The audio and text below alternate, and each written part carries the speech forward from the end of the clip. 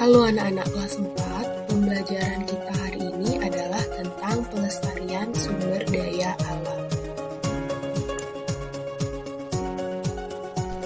Sumber daya alam merupakan segala sesuatu yang berasal dari alam.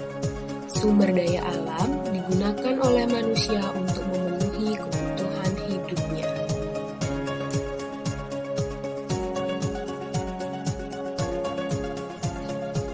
Berdasarkan asalnya, sumber daya alam dibedakan menjadi dua, yaitu sumber daya alam hayati dan sumber daya alam non-hayati.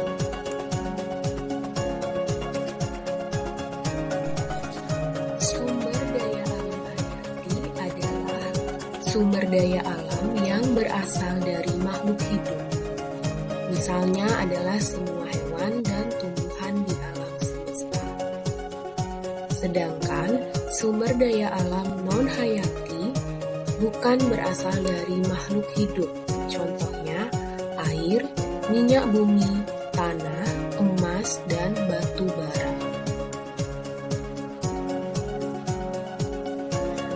Berdasarkan ketersediaannya, sumber daya alam dibedakan menjadi dua, yaitu sumber daya alam yang dapat diperbaharui dan sumber daya alam yang tidak dapat diperbaharui.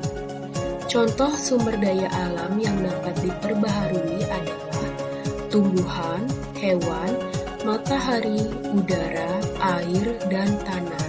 Sedangkan contoh sumber daya alam yang tidak dapat diperbaharui adalah besi, baja, timah, dan perak.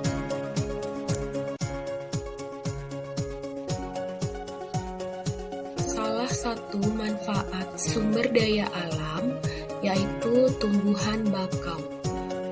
Manfaat dari tumbuhan bakau yang tumbuh di hutan bakau adalah untuk mencegah abrasi, menjadi habitat alami berbagai satwa, menciptakan udara pesisir yang bersih dan segar, serta sebagai perangkap zat-zat pencemar dan limbah industri.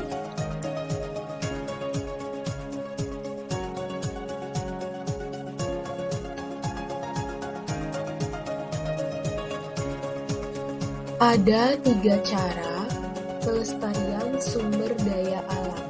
Yang pertama adalah penghematan. Pemanfaatan sumber daya alam secara sedikit-sedikit sesuai kebutuhan.